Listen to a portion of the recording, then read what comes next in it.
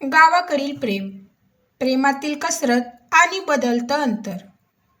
रिया मुंबईला परत जाऊन आता 1.5 महिना झाला होता. जून महिना सुरू झाला आणि गावाकडे मृग नक्षत्राचा पाऊस कोसळू लागला. मातीचा तो सुवास हवेत पसरला जो रियाला खूप आवडायचा. पण शिवाच्या आयुष्यात मात्र आनंदाचा पाऊस नव्हता, तर विरहाचे कडक ऊन होते. रिया मुंबईला पोहोचल्यापासून पहिल्या काही दिवसांत दोघांचे फोनवर नियमित बोलणे व्हायचे.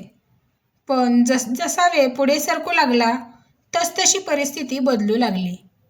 दोघांच्याही आयुष्यातील वास्तव आणि कर्तव्यांची कसरत आता सुरू झाली होती. गावात पावसाळा सुरू झाल्यामुळे शिवाचे शेतातील काम प्रचंड वाढले होते.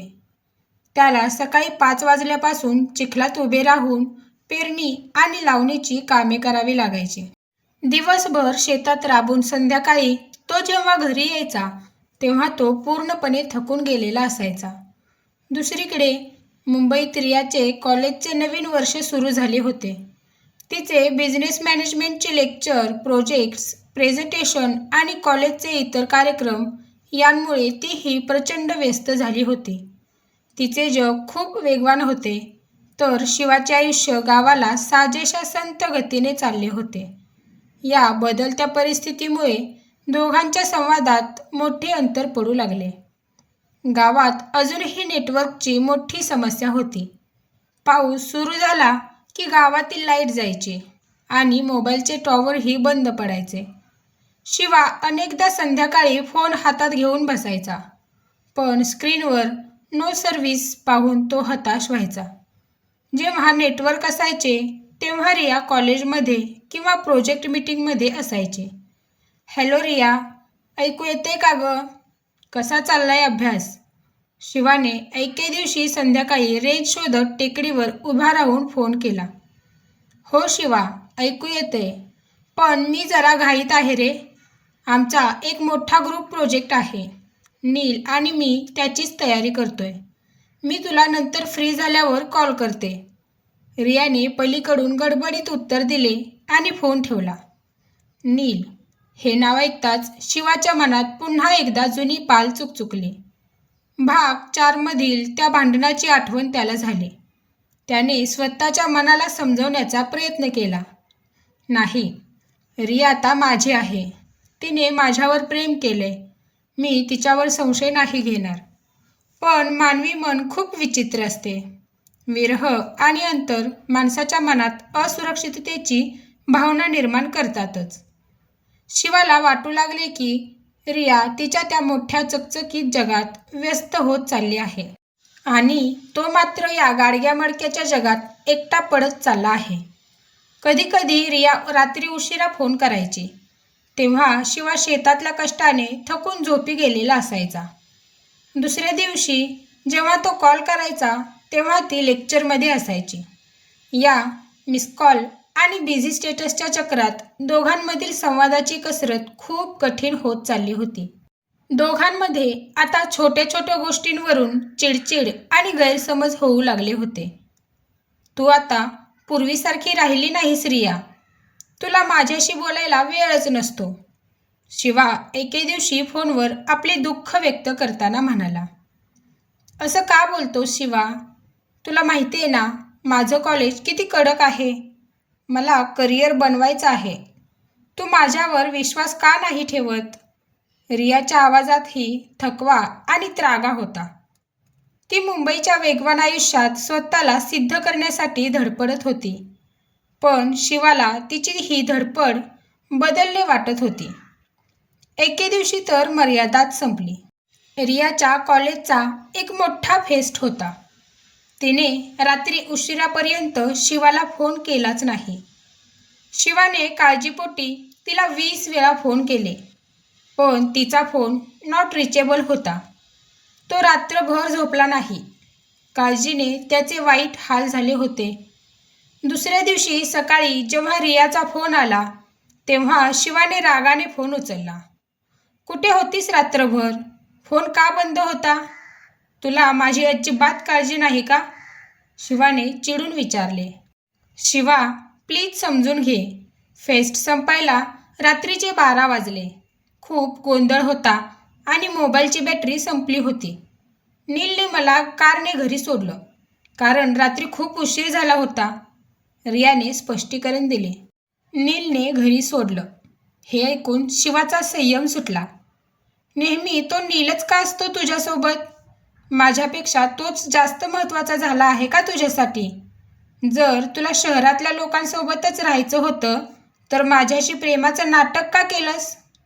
शिवाच्या तोंडून हे शब्द अपेक्षित नव्हते, पण विरहाच्या त्रासाने आणि असुरक्षिततेने त्याला हतबल केले होते. पलीकडून काही सेकंद शांतता पसरली. त्यानंतर रियाचा रडवेला आवाज आला. तुला अजूनही माझ्यावर विश्वास नाही आहे ना शिवा? मी इथे तुझ्यासाठी आणि आपल्या भविष्यासाठी घरच्यांशी लढण्याची तयारी करते आणि तू अजूनही त्याच जुन्या विचारांत अडकून पडला आहेस. मला खूप त्रास होतोय त्या नात्याचा आता. असे म्हणून रियाने फोन कट केला. त्यानंतर सलग 4 दिवस दोघांमध्ये एकही शब्द झाला नाही. नात्यातील अंतर आता भौगोलिक राहिलेले नव्हते, तर ते मानसिक होऊ लागले होते. प्रेमातील ही कसरत दोघांनाही थकवून सोडत होती. शिवाला जाणवले की दूर राहून फोनवर प्रेम टिकवणे जितके सोपे वाटते, प्रत्यक्षात ते तितकेच कठीण आहे. त्याने विचार केला की अशा प्रकारे दूर राहून गैरसमज वाढवण्यापेक्षा आपण स्वतः वास्तव्याचा सामना केला पाहिजे. त्याने एक मोठा निर्णय घेतला. तो स्वतः मुंबईला जाणार होता. रियाच्या जगात तिला भेटायला आणि तिची माफी मागायला. 4 दिवस रियाचा फोन आला नव्हता आणि शिवाची अवस्था एखाद्या पाण्याविना तडफडणाऱ्या माशासारखी झाली होती. शेवटी त्याने ठरवले की फोनवर गैरसमज वाढवून नातं संपवण्यापेक्षा स्वतः तिथे जाऊन रियाची माफी मागायची. त्याने कधी विचारही केला नव्हता की तो आपला गाव सोडून इतक्या मोठ्या शहरात जाईल, पण प्रेमाची ताकद त्याला खेचून घेऊन चालली होती. शिवाने कपाटातून त्याचा पांढरा शर्ट काढला. आईच्या पाया पडून तालुक्याला चाललोय असं खोटं सांगितलं आणि खिशात शेतीचे साठवलेले काही पैसे घेऊन तो थेट मुंबईच्या गाडीत बसला. एसटी बस आणि रेल्वेचा प्रवास करून जेव्हा शिवा मुंबईच्या दादर स्टेशनवर उतरला तेव्हा त्याचे डोके चक्रावून गेले. मुंबईचा तो वेग, माणसांची न संपणारी गर्दी, लोकल ट्रेनचे धक्के आणि आभाळाला भिडणाऱ्या त्या उंच इमारती पाहून शिवा पूर्णपणे दडपणाखाली आला. त्याला स्वतःचे अस्तित्व खूप लहान वाटू लागले. गावात तो ताठ मानेने फिरणारा शिवा आज या अथांग गर्दीत हरवून गेला होता. त्याने कसेबसे लोकांना विचारत, लोकल ट्रेनची धक्के खात रियाने सांगितलेल्या तिच्या कॉलेजचा पत्ता शोधून काढला. ते मुंबईतील एक अतिशय नावाजलेले आणि श्रीमंत कॉलेज होते. कॉलेजच्या भव्य गेटपाशी येऊन शिवा थांबला. तिथे उभे राहून त्याने स्वतःकडे पाहिले. त्याचे साधे कपडे, पायातल्या चपला आणि चेहऱ्यावरची गावची धूळ. आणि कॉलेजातल्या आत जाणारी मुले मुली रंगीबेरंगी फॅशनेबल कपड्यांमध्ये इंग्रजीतून मोठ्याने गप्पा मारत होती. शिवाला तिथे उभे राहतानाही संकोच वाटू लागला. त्याने घाबरतच रियाला फोन लावला. यावेळेस नशिबाने फोन लागला. हॅलो रिया, मी शिवा बोलतोय. शिवाचा आवाज भीतीने थरथरत होता. शिवा, तू? काय झालं? गावी सगळे ठीक आहे ना? रियाने काळजीने विचारले. हो, सगळं ठीक आहे. मी तुझ्या कॉलेजच्या गेटबाहेर उभा आहे, शिवाने सांगितले. काय? रियाच्या स्वतःच्या कानांवर विश्वास बसला नाही. ती अवघ्या 2 मिनिटांत धावतच कॉलेजच्या गेटपाशी आली. शिवाला त्या अवतारात तिथे उभे राहिलेले पाहून तिच्या डोळ्यात एकाच वेळी आनंद आणि आश्चर्य दाटून आले. शिवा, तू खरोखर इथे आलास? पण मला का नाही सांगितलंस आधी? ती उत्साहाने म्हणाली. तिला समोर पाहून शिवाचे सगळे दुःख पळून गेले. तुझ्याशी भांडून मला चैन पडत नव्हता रिया.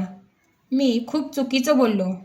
तुझी माफी मागण्यासाठी मी आलोय, शिवाने अत्यंत प्रामाणिकपणे सांगितले. रियाचे मन विरघळले. तिने त्याचा हात पकडला. चल आधी आत चल, मी तुला माझ्या मित्रांशी ओळख करून देते. पण हाच क्षण शिवासाठी सर्वात कठीण ठरणार होता. रिया शिवाला घेऊन कॉलेजच्या कॅन्टीनमध्ये गेली. जिथे तिचे मित्र बसले होते तिथे नीलसुद्धा होता. नील अतिशय देखणा, ब्रँडेड कपडे घातलेला आणि सुशिक्षित दिसत होता. हाय गाईज, हा शिवा, माझा गावाकडचा बेस्ट फ्रेंड, ज्याच्याबद्दल मी तुम्हाला नेहमी सांगते. रियाने अभिमानाने ओळख करून दिली. नीलने शिवाकडे वरून खाली पाहिले. शिवाचा साधा अवतार पाहून नीलच्या चेहऱ्यावर एक उपरोधिक हसू आले. त्याने हात पुढे केला. ओह, तर तू आहेस तो गावाकडचा शिवा. रिया तुझ्याबद्दल खूप बोलायची, पण शिवा, तू थेट गावावरून इथे आलास. कपडे तरी बदलून यायचं होतं ना यार. हे मुंबई आहे, तुमचं गाव नाही. नील हसत हसत त्याच्या मित्रांना म्हणाला. त्याच्या त्या वाक्यावर त्याचे इतर मित्रही मोठ्याने हसले. शिवाला तो अपमान सहन झाला नाही. त्याचा स्वाभिमान दुखावला गेला. त्याला वाटले की तो इथे अजिबात बसत नाहीये. रियाने नीलला लगेच टोकले. नील, पुरे कर. शिवा माझा पाहुणा आहे आणि तू त्याच्याशी असं बोलू शकत नाहीस. पण शिवाच्या मनाला ती जखम झाली होती. त्याने रियाकडे पाहिले.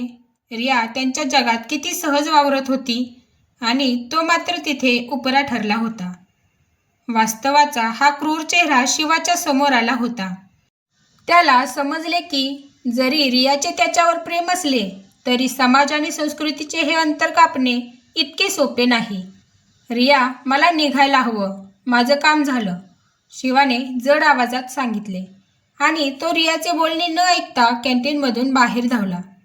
रिया त्याच्या मागे धावली, पण मुंबईच्या त्या गर्दीत शिवा वेगाने निघून गेला होता. या मुंबईवारीने शिवाला प्रेमातील सर्वात मोठा आणि कटू वास्तवाचा सामना करून दिला होता. आता शिवा पुढे काय करेल?